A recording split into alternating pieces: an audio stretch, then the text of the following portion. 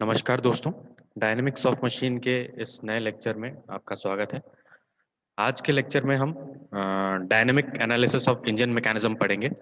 इसके पहले हमने displacement, velocity and acceleration of piston और displacement, velocity and acceleration of connecting rod, इन दो टॉपिक्स को हम ऑलरेडी कवर कर चुके हैं और जिसके वीडियो आपको हमारे डायनेमिक्स ऑफ मशीन की प्लेलिस्ट में मिल जाएंगे और उस प्लेलिस्ट का लिंक डिस्क्रिप्शन बॉक्स में गिवन है। ओके, और यहाँ पे आई बटन में भी आपको मिल जाएगा। तो आज हम स्टार्ट करेंगे डायनेमिक एनालिसिस। तो डायनेमिक एनालिसिस का मीनिंग होता क्या है? ओके, तो in approximate analysis only mass of the piston is considered. हम जब डायनेमिक अप्रोक्सीमेट डायनेमिक एनालिसिस करते हैं तो हम सिर्फ पिस्टन के मास को कंसिडर करते हैं, कनेक्टिंग रॉड के मास को कंसिडर नहीं करते हैं। ठीक है। And in exact dynamic analysis both mass of piston and connecting rod are considered. तो जब हम एग्जैक्ट एनालिसिस करते हैं तब उसमें कनेक्टिंग रॉड और पिस्टन दोनों के मास को कंसिडर करेंगे। ओके, तो हम इस क्लास में अप्रोक्सीमेट डायनेमिक एनालिसिस को कवर करेंगे जिसमें हम पिस्टन के मास को कंसिडर करेंगे, कनेक्टिंग रॉड के मास को कंसिडर नहीं करेंगे। ऑलराइट, तो इसमें 8 चीजें हमको निकालनी होती हैं। पहला होता है गैस फोर्स, जिसको हम एफ जी से डिनोट करते हैं। दूसरा है इनर्शिया फोर्स, एफ आई। तीसरा है पिस्टन एफर्ट, एफ पी। चौथा है नॉर्मल रिएक्शन या फिर उसको सिलेंडर वॉल थ्रस्ट भी बोलते हैं और उसको एफ एन से डिनोट करते हैं। पांचवा है connecting rod thrust, F C. छठवा है main bearing reaction, F B. सातवां है क्रैंक एफर्ट, एफ टी। और आठवां है टर्निंग मोमेंट, टी। ओके, तो सबसे पहले हम देखते हैं गैस फोर्स। गैस फोर्स को कैसे निकालना होता है।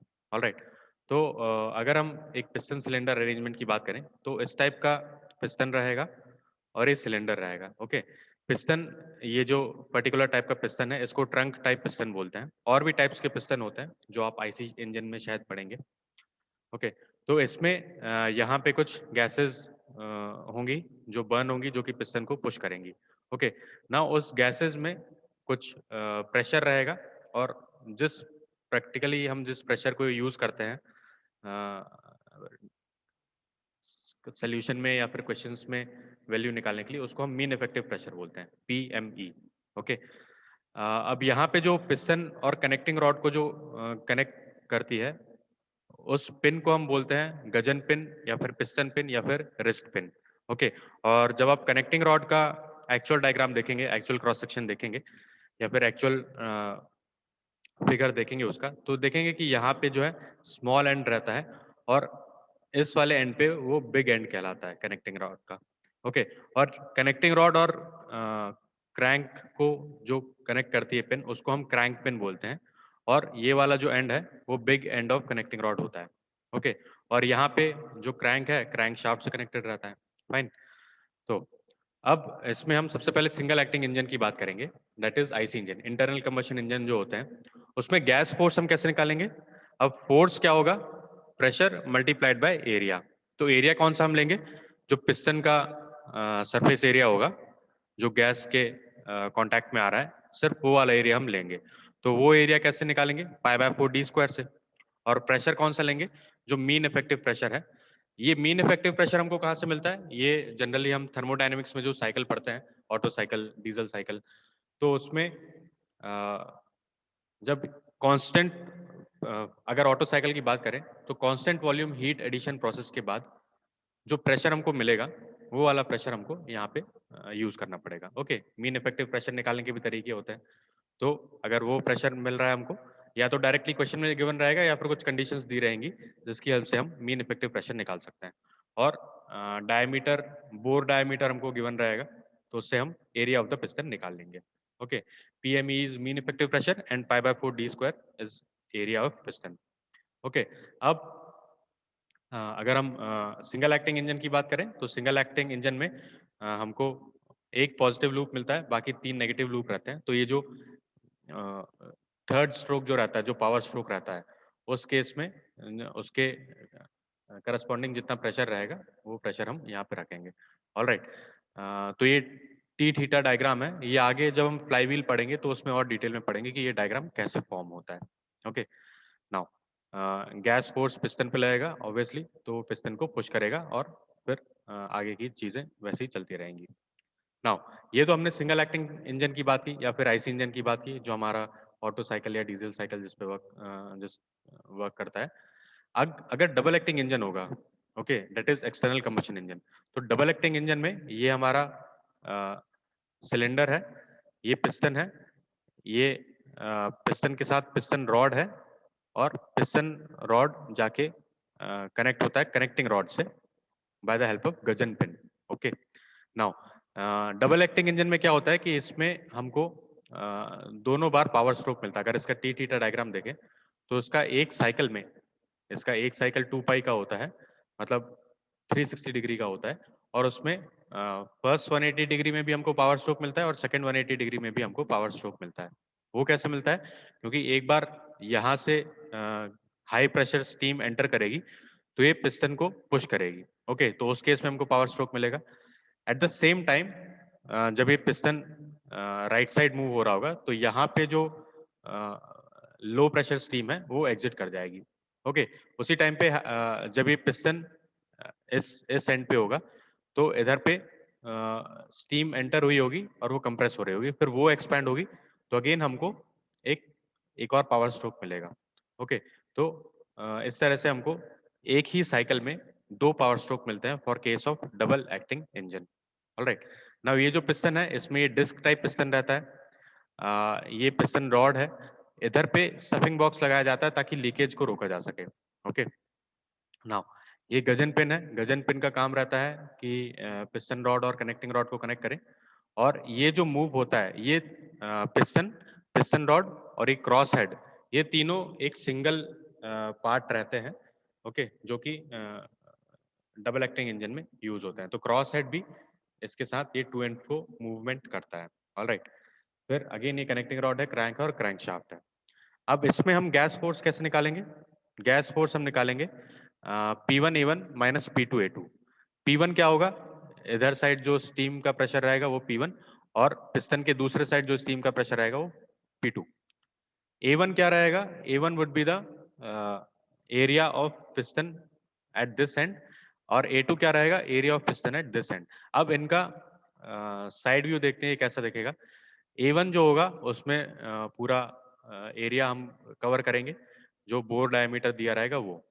A2 में देखिए यहाँ पे एक छोटा सा एरिया इसमें हमको माइनस करना पड़ेगा, क्योंकि ये जो पिस्टन रॉड है ये उस एरिया को माइनस करना पड़ेगा हमको। ओके, तो A2 अगर हमको निकालने का आएगा तो हमको pi by 4 capital D square minus piston rod का dia, that is pi by 4 D square small d square हमको माइनस करके A2 निकालना पड़ेगा। ओके, तो ये कब करना है? If the piston dia is not given then gas force will be P1 minus P2 into A. अगर हमको इसका डिटेल नहीं दिया है, पिस्टन रॉड के डायमीटर के बारे में कुछ भी डिटेल नहीं दिया है, तो हम डायरेक्टली जो एरिया है ए उसको हम रख देंगे ए या फिर A1, जो कि पाई बाय 4 डी स्क्वायर होगा।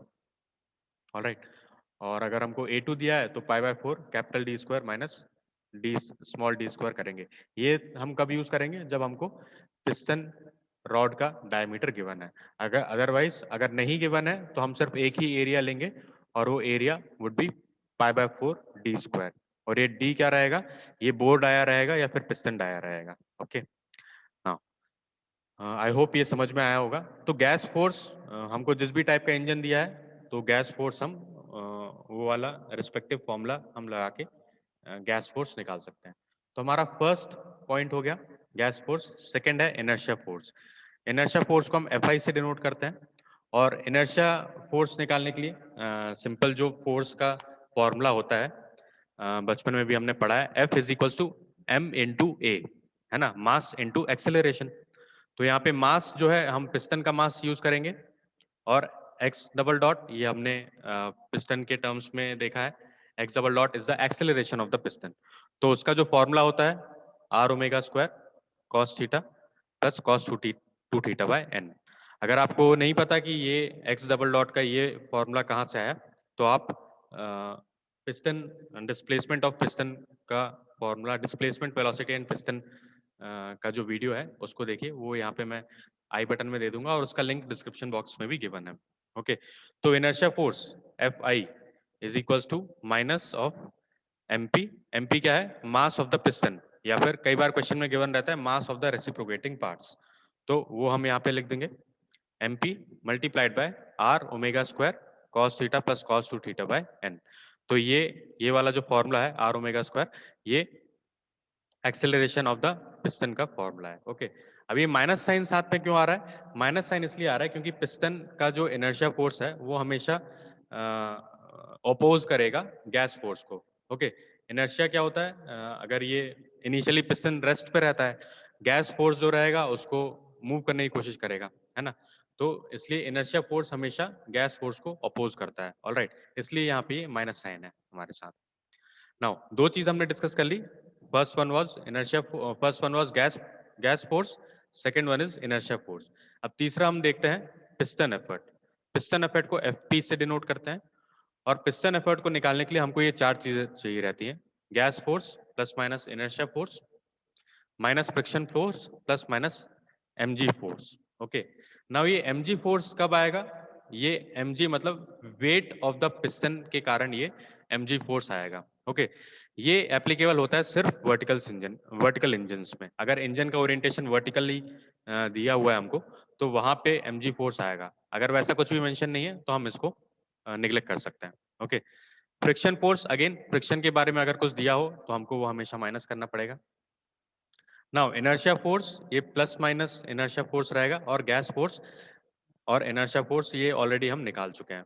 ओके, तो इनर्शिया फोर्स क्योंकि हमेशा माइनस रहता है तो उसको हम माइनस साइन के साथ रखेंगे। फ्रिक्शन फोर्स भी माइनस साइन के साथ रखेंगे, और mg force plus minus sign के साथ। अब ये प्लस कब रखना है माइनस कब रखना है हम वो समझ लेते हैं। ओके, जब इस टाइप का ओरिएंटेशन हो, जब पिस्टन गैस फोर्स ऊपर साइड हो, ठीक है, इस अरेंजमेंट में क्या होगा? गैसेस इधर पे बर्न होंगी तो पिस्टन को ऊपर साइड पुश करेंगी। बट जो वेट है, पिस्टन का वेट तो हमेशा नीचे साइड एक्ट करेगा, है ना?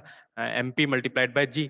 तो गैस फोर्स और पिस्टन फोर्स का जो डायरेक्शन है दोनों ऑपोजिट है। गैस फोर्स ऊपर पुश कर रहा है पिस्टन को, और इनर्शिया फोर्स नीचे ढकेलने की कोशिश कर रहा है पिस्टन को।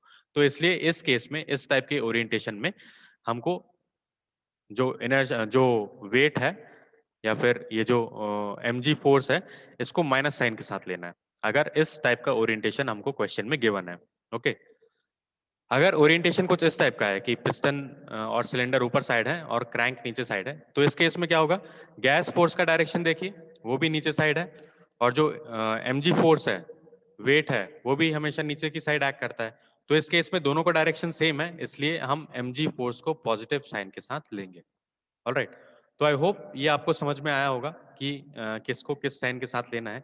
ये जो ऊपर वाला है ये जनरल इक्वेशन है, जनरल अजम्पशन है, और ये नीचे वाला जो है ये एक्चुअली हमको जैसा फॉर्मूला में रखना है ये वो वैल्यू है। ओके, तो gas force minus inertia force, क्योंकि इनर्शिया फोर्स भी गैस फोर्स को अपोज करेगा। फ्रिक्शन फोर्स ऑब्वियसली हमेशा मोशन के ऑपोजिट डायरेक्शन में होता है, तो फ्रिक्शन फोर्स भी गैस फोर्स को अपोज करेगा। और mg फोर्स कब प्लस लेना है कब माइनस लेना है वो हमने यहाँ पे समझ लिया है।